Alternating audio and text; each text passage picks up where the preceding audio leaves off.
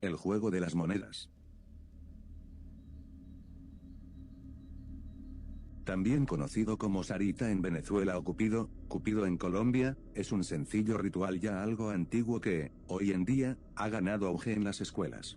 Según la tradición venezolana, Sarita es el nombre del espíritu vengativo de una mujer indígena que, con ayuda del diablo, puede verlo todo y contestar a tus dudas si juegas con ella. Según el punto de vista colombiano, este juego atrae algún demonio a modo de invocación. Todo lo necesario para la práctica son 2 monedas de igual valor, por seguridad y para mayor diversión se suele jugar en compañía. Ambas monedas son lanzadas junto a la pregunta que abre el juego, iniciada ya sea con el nombre Sarita o Cupido, ¿puedo entrar? Hay 3 respuestas posibles. Si ambas monedas muestran cara, es un sí.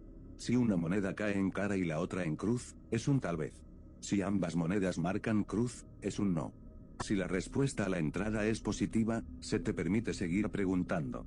Una vez logres entrar, puedes consultar a las monedas cualquier cosa que se responda con aquellas 3 opciones, como, ¿pasaré el examen? ¿Tendré pareja? ¿Mi madre se curará? Hay, sin embargo, cuestiones que es mejor no realizar en este juego. Preguntas como, ¿puedes manifestarte? Son consideradas riesgosas, por lo que es recomendado evitarlas. Cuando sientas que tus dudas han sido satisfechas, hay una forma de terminar el juego.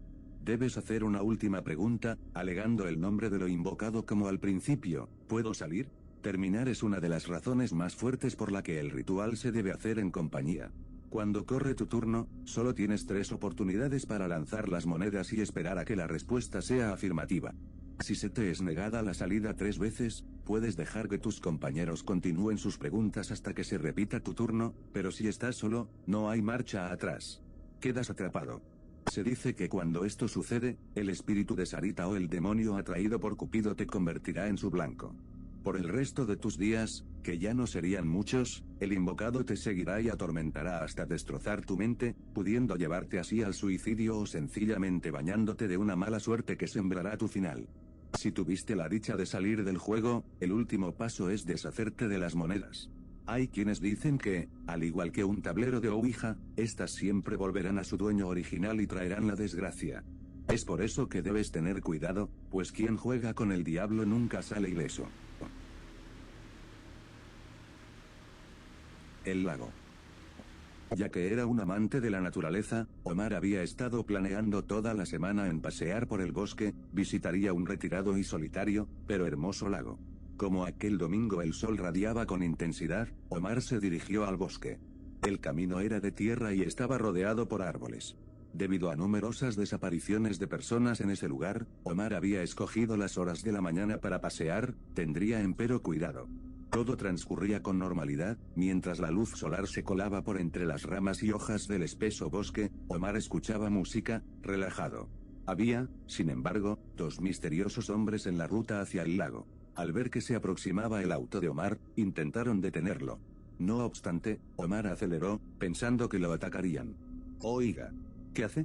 Deténgase, le dijeron, al pasar junto a ellos. Por Dios. ¿Piensan aquellos tipos que me detendré? Omar los dejó atrás. Después de otro par de horas de conducir, llegó al lago. Era un lugar tan hermoso como esperaba.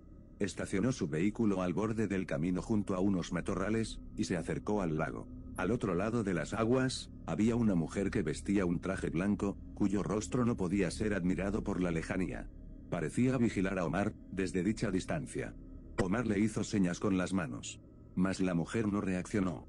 Omar, sin darle importancia, ingresó al lago. Aquella mujer se desvistió y al igual que Omar, entró a las aguas. Vaya.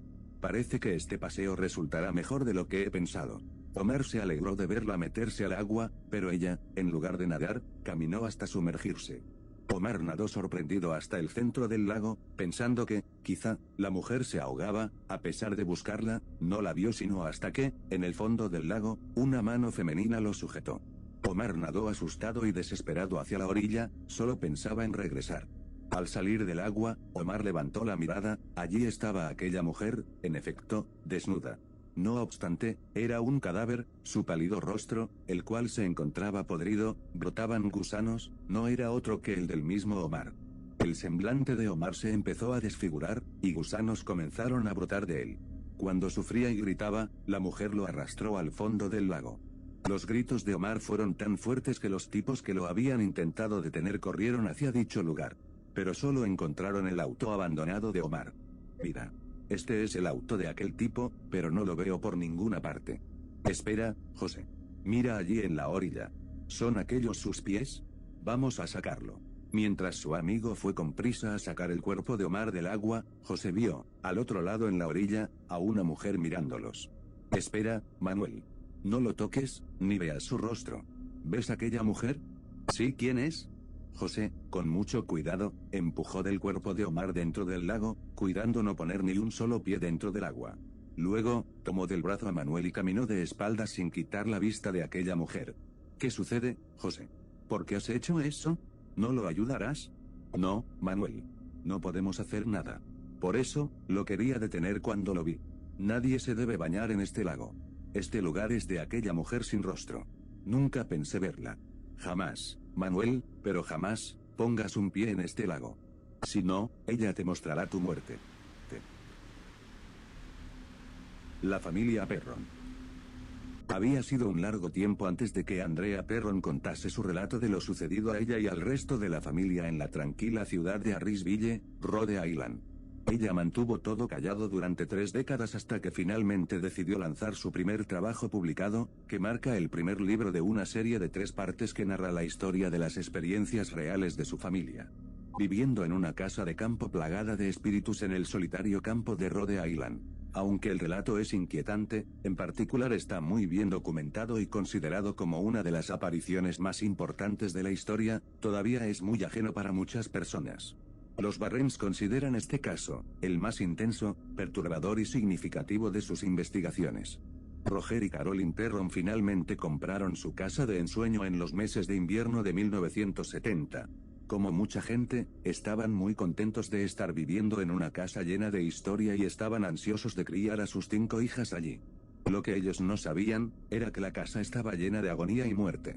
2 antiguos residentes se colgaron, uno de ellos en una de las vigas del granero. La casa fue construida en un hermoso terreno con un montón de espacio para 5 niños que crecen para jugar. Sin embargo, una vez que se mudaron, los espíritus comenzaron a hacerse presentes. Perron dice, mi madre solo quería conseguir un lugar en el país para criar a sus hijos. Es un lugar extraordinario. Empezamos a ver espíritus, tan pronto como nos mudamos a la casa.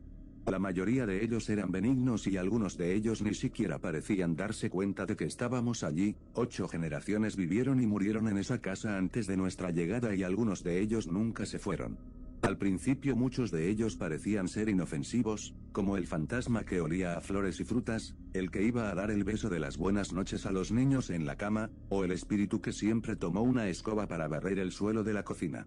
Todo lo que cabe esperar de una casa embrujada parecía haber estado sucediendo a la familia, así como cosas que se movían por su cuenta y portazos, o susurros al oído durante toda la noche. Probablemente la cosa más aterradora era el sonido de algo que tenía la costumbre de golpearse a sí mismo en la puerta principal de la casa en el medio de la noche, despertando a todo el mundo. Había, obviamente, algunos espíritus muy perturbados entre la familia. Tuvimos uno que mi hermana le llamaba Manny, era un alma compasiva. Creemos que en realidad era Johnny Arnold, que se suicidó en el alero de la casa en el 1800, dijo Perron, se parecía en la casa a cuidar de nosotros. Siempre apareció en el mismo lugar, en el pasillo del frente entre el comedor y la cocina. La aparición solía siempre apoyarse contra la puerta y ponía una sonrisa torcida como si él se divirtiera con los niños. Tan pronto hacíamos contacto visual con él, se desaparecía. Lo que es muy interesante es que cada miembro de la familia en realidad vio a estos espíritus errantes por toda la casa. No eran los únicos, ya que gente que había vivido en la casa antes de la familia Perron los vio también. Todos los que han vivido en la casa que conocemos han experimentado algunos tipos de fenómenos sobrenaturales, dijo Perron, algunos han salido gritando y corriendo por sus vidas. El hombre que se mudó ahí para iniciar la restauración de la casa cuando la vendimos salió gritando, sin su coche, sin sus herramientas, sin su ropa. Nunca regresó a la casa y por lo tanto las personas que compraban la misma, y propietarios siguientes, se mudaban brevemente dejando vacante la casa por varios años. Sus descripciones de las numerosas entidades son vivas. Perron recuerda sus características, o falta de ellas, como especialmente inquietantes.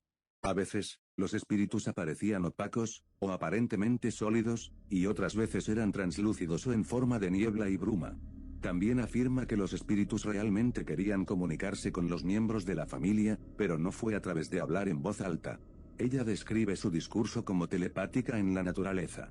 Dijo Perron, cuando se mostraban, era como si todo el tiempo se detuviera. Mi hermana Cindy lo describió como estar en la burbuja. El aire de pronto se comprimía y de repente nos quedábamos sin poder movernos o hablar, era como tener prohibido hacer cualquier cosa, excepto escuchar lo que el espíritu estaba tratando de decirnos. James Van El Conjuro es una película basada en la cacería que tuvo lugar en la casa de la infancia de Perron y persiste hasta nuestros días. La película retrata a la familia Perron, aunque la historia rodea la experiencia de Eddie Lorraine Warren, los investigadores paranormales que llevaron a cabo una investigación de su casa de campo en la década de 1970. El guión se basa en sus expedientes, así como en información que la señora Perron presentó a los productores. Los Warren hicieron una investigación sobre la actividad sobrenatural en la casa mientras la familia vivía allí, en un intento de intervenir en nombre de la familia. Durante una sesión de espiritismo que va mal, muy mal, se despiertan y evocan una presencia terrible, que la señora Warren cree que es Betsabe, que se describe como un alma olvidada de Dios. Betsabe quería el control sobre la madre de Perron, Caroline, y estaba empeñada y decidida a sacarla de la casa, aterrorizándola, porque el espíritu aparentemente se percibe a sí misma como la dueña legítima de la casa. Vio a Caroline como la competencia. Ella deseaba a Roger y a los 5 hijos. Batseba asustaba a Caroline directamente hasta los huesos, la atormentaba con el fuego, el mayor temor de su madre. La describen con una cara espantosa deforme y el cuello roto. Esta cosa era como mirar a algo salido de su peor pesadilla. Según la leyenda local y folclórica, Betsabe era sospechosa de ser una bruja practicante y fue acusada de sacrificar a un niño lactante como una ofrenda a Dovahkiin, el diablo encarnado. Más de 2 docenas de muertes misteriosas y trágicas ocurrieron en la propiedad. A pesar de que fue absuelta de toda culpa en una sala de audiencias, el tribunal de la opinión pública no fue tan amable. Betsabe vivió una vida miserable y murió siendo una anciana en 1885 de una extraña forma de parálisis que el médico que examinó el cadáver encontrado lo describió como una forma impresionante y completamente inexplicable. Se dice que era una mujer joven y hermosa, cuando un niño murió misteriosamente a su cuidado. Cuando se descubrió que el bebé tenía una herida mortal que fue probablemente causada por una aguja incrustada en la base de su cráneo, provocó que tuviera convulsiones y muriese. Betsabe negó estas acusaciones y, finalmente, quedó en libertad por falta de pruebas. Aunque Betsabe pudo haber caminado libre, estas acusaciones nunca la dejaron, ya que la perseguían por vida. Tal vez por eso quería Betsabe a la madre de Perron fuera de la casa y que esté lejos de los niños. Lo que le puso a mi madre a pensar que ningún ser humano debería tener que soportar esto, reclama Perron. Ella se apareció a varios de nosotros, pero yo nunca la vi. Vi a muchos de los espíritus, pero nunca la vi a ella, salvo en un estado de sueño telepático. Cuando ella se le aparecía a mi madre, yo lo veía en un estado de sueño al mismo tiempo que se estaba sucediendo, aunque me rendí inmóvil e incapaz de ofrecer cualquier ayuda mientras ella aparecía para atormentar a mi madre. Su cabeza estaba inclinada hacia un lado. Era redonda y gris, parecida a un panal disecado. No podía ver nada por debajo de ella, sin ojos, sin boca. Parecía como las telarañas que cuelgan en las esquinas de la bodega, esto según lo descrito por su madre. A pesar de tener a Eddie y Lorraine Warren intentando disipar los malos espíritus, terminaron haciendo más daño que bien y nunca tuvieron éxito en librar la casa de su horror. La familia se quedó en la casa durante 10 años antes de finalmente salir, pero las cosas horribles que ocurrieron dentro de esas paredes se quedó con ellos para siempre.